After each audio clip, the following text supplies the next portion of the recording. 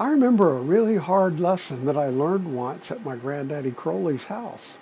Now, my granddaddy Crowley was the postman for the city, and he had a lot of land there, and he decided to donate some land to the city.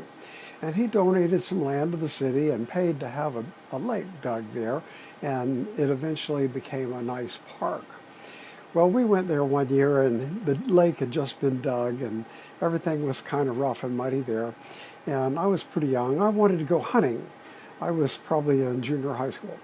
I wanted to go hunting, and so I grabbed my 410 shotgun, trusty rusty, and I headed out the door. And I was wearing a warm enough coat. It was cold, it was in the winter. I think it was Christmas time, but I only had sneakers on.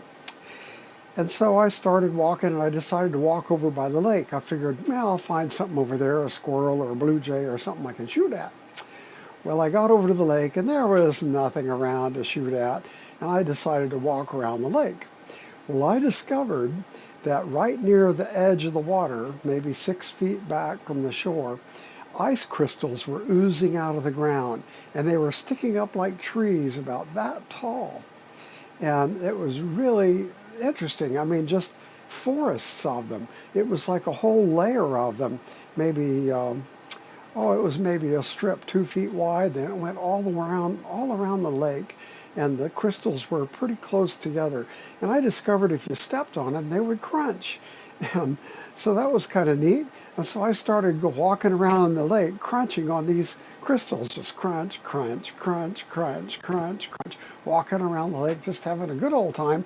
And I walked all the way around the lake, and I got back to where I started. I thought, well, it's getting pretty late. I better go home. And I thought, my feet are kind of, they feel funny. And so I walked home, and it was only, a block and a half to Granddaddy's house.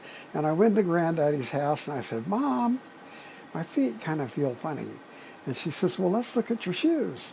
And so I sat down, and she went to take off my sneakers, and she untied them, and she couldn't get them off. My feet were all swollen up, and my feet were hurting because they were swollen up, stretching the sneakers. And these were the old Red Ball Jet types, canvas sneakers with the rubber edges, not fancy Nike-like things like we have today. And so she says, we're going to have to cut these off. I can't get them off. And so she got a sharp pair of scissors and started cutting, and they cut my sneakers off. And then my feet were all swollen up and kind of reddish. And she says, oh my goodness, I hope you don't have frostbite. And I says, frostbite? What's that? I didn't even know. And so she got some warm water and some Epsom salts and put it all out there, not really hot water. And she put my feet in the warm water and started massaging them and rubbing them. And she worked for about an hour on my feet.